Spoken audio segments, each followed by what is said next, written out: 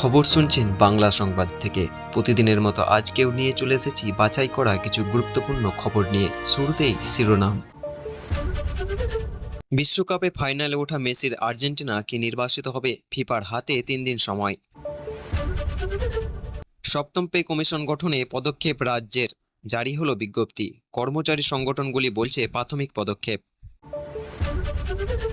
কামদুনি কাণ্ডে এনকাউন্টার চায় পরিবার, নিম্ন আদালতের রায় সুপ্রিম কোর্টে বহাল রাখতে চেষ্টা করবে রাজ্য। শুভেন্দু। অভিষেককে সরিয়ে দিন, দলটা আবার একজোট হয়ে লড়ব, ঋতব্রত শিবিরে যোগ দিয়ে মমতাকে বার্তা মদন মিত্রের। ধর্মতলায় অনুমতি দিল না কোর্ট, তারামণ্ডলেই খুশি কালীঘাট, মঞ্চ বাঁধতে না দিলে পথে খালি গলাতেই সভা, বললেন মমতা। প্রেমের প্রত্যাখ্যান হওয়ার বদলা, রাস্তার মাঝে কিশোরীকে কুপিয়ে খুন অন্ধুলের, পরিবারের দাবি উত্ত্যক্ত করতেন যুবক। গলার স্বরের নমুনা দিতে লাগলো 98 মিনিট, এক পাতার স্ক্রিপ্ট, একবার দ্রুত, একবার ধীরে ধীরে পড়তে হয়েছে অভিষেককে।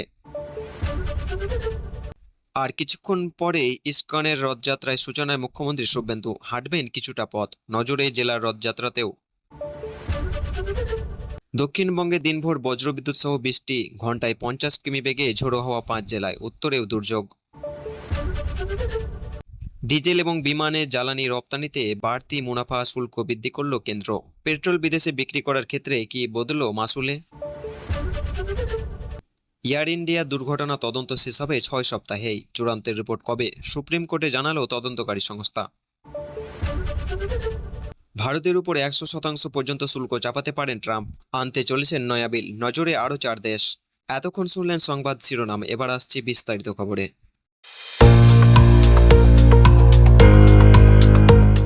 আজকের প্রতিবেদনে থাকছে পশ্চিমবঙ্গের রাজনীতিতে নতুন করে শুরু হওয়া জোর বিতর্ক।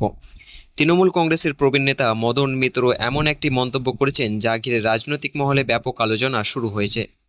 সম্প্রতি ঋতব্রত বন্দ্যোপাধ্যায় শিবিরে যোগ দেওয়ার পর মদন মিত্র বলেন, মুখ্যমন্ত্রী মমতা বন্দ্যোপাধ্যায় যদি দলকে আবার একজোট করতে চান তাহলে অভিষেক বন্দ্যোপাধ্যায়কে নেতৃত্বের অবস্থান থেকে সরিয়ে দেওয়ার কথা বিবেচনা করতে পারেন। তার দাবি, এতে তৃণমূলের বিভিন্ন গোষ্ঠী আবার একসঙ্গে লড়াই করতে পারবে এবং দল পশ্চিমবঙ্গের আগে শক্তি ফিরে পেতে পারে।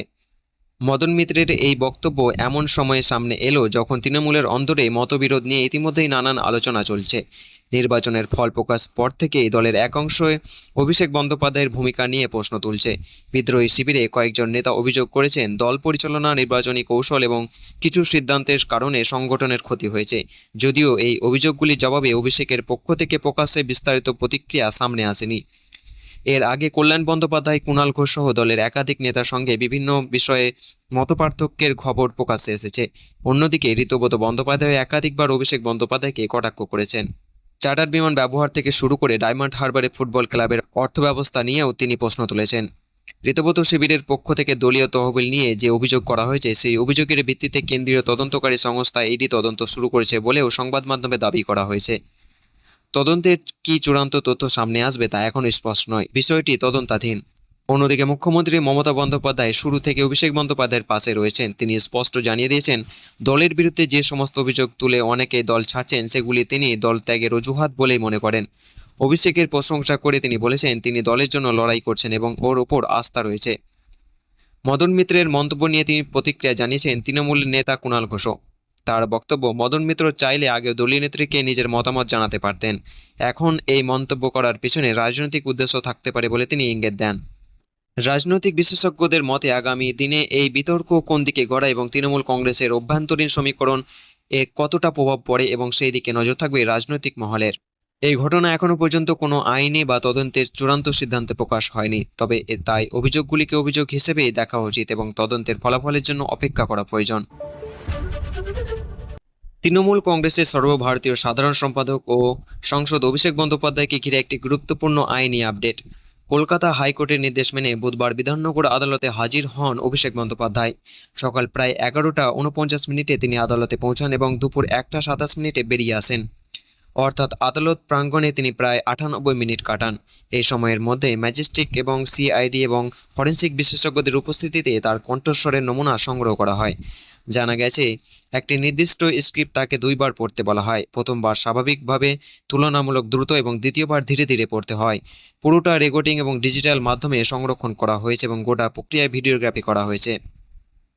এই কণ্ঠস্বরের নমুনা সংগ্রহ করা হয় একটি পুরনো মামলা তদন্তের অংশ হিসেবে। অভিযোগ, বিধানসভা নির্বাচনের প্রচারের সময় ডিজে বাজানো নিয়ে করা একটি মন্তব্যের কেন্দ্র করে তার বিরুদ্ধে মামলা দায়ের হয়েছিল। সেই তদন্তের সাথে সিআইডি কণ্ঠস্বরের নমুনা সংগ্রহের আবেদন জানায়। ফরেনসিক বিশেষজ্ঞরা জানান, কণ্ঠস্বর পরীক্ষা করার জন্য আধুনিক প্রযুক্তি ব্যবহার করা হয়। এই পদ্ধতিতে একজন মানুষের কণ্ঠস্বরে সূক্ষ্ম বৈশিষ্ট্য বিশ্লেষণ করে তা অন্য একটি রেকর্ডিংয়ের সঙ্গে মিলিয়ে দেখা হয়। বিশেষজ্ঞদের মতে, প্রত্যেক মানুষের কণ্ঠস্বর নিজস্ব একটি বৈশিষ্ট্য থাকে, যা প্রযুক্তির সাহায্যে শনাক্ত করা সম্ভব। তবে এই প্রক্রিয়া নিয়ে শুরু থেকে আপত্তি জানিয়েছিলেন অভিষেক বন্দ্যোপাধ্যায়। তার বক্তব্য ছিল, সংশ্লিষ্ট বক্তব্য তারই, এই কথা তিনি অস্বীকার করেননি। তাই আলাদা করে কণ্ঠস্বরের নমুনা নেওয়ার প্রয়োজন নেই। এই যুক্তি দিয়ে তিনি আদালতে দ্বারস্থ হন। তবে আদালত জানায়, তদন্তের সাথে তদন্তকারী সংস্থা যদি কণ্ঠস্বরের নমুনা প্রয়োজন বলে মনে করেন, তাহলে সেই প্রক্রিয়ায় সহযোগিতা করা উচিত। আদালত আরও স্পষ্ট করে জানান, নির্দেশ না মানলে আগে দেওয়া আইনি সুরক্ষা প্রত্যাহার করা হতে পারে। এরপর আদালতের নির্দেশ মেনেই তিনি বুধবার বিধাননগর আদালতে উপস্থিত হয়ে কণ্ঠস্বরের নমুনা দেন। একই সঙ্গে তার আইনজীবীদের পক্ষ থেকে আবেদন করা হয়েছে, এই নমুনা যেন শুধুমাত্র সংশ্লিষ্ট মামলা তদন্তেই ব্যবহার করা হয় এবং অন্য কোনো মামলায় ব্যবহার না করা হয়। এখন ফরেনসিক পরীক্ষার রিপোর্ট এবং তদন্তের পরবর্তী পদক্ষেপের দিকে নজর রয়েছে। তদন্ত শেষ না হওয়া পর্যন্ত কোনো অভিযোগ আদালতে প্রমাণ হয়নি। এই ঘটনাকে ঘিরে আপনার কি মতামত, কমেন্ট করে অবশ্যই জানান। ভিডিওটি ভালো লাগলে একটি লাইক দিন এবং বন্ধুদের সঙ্গে শেয়ার করুন। এমনই নির্ভুল ও গুরুত্বপূর্ণ খবর সবার আগে পেতে আমাদের চ্যানেলটি সাবস্ক্রাইব করে পাশের বেল আইকনটি চাপ দিতে ভুলবেন না। ধন্যবাদ।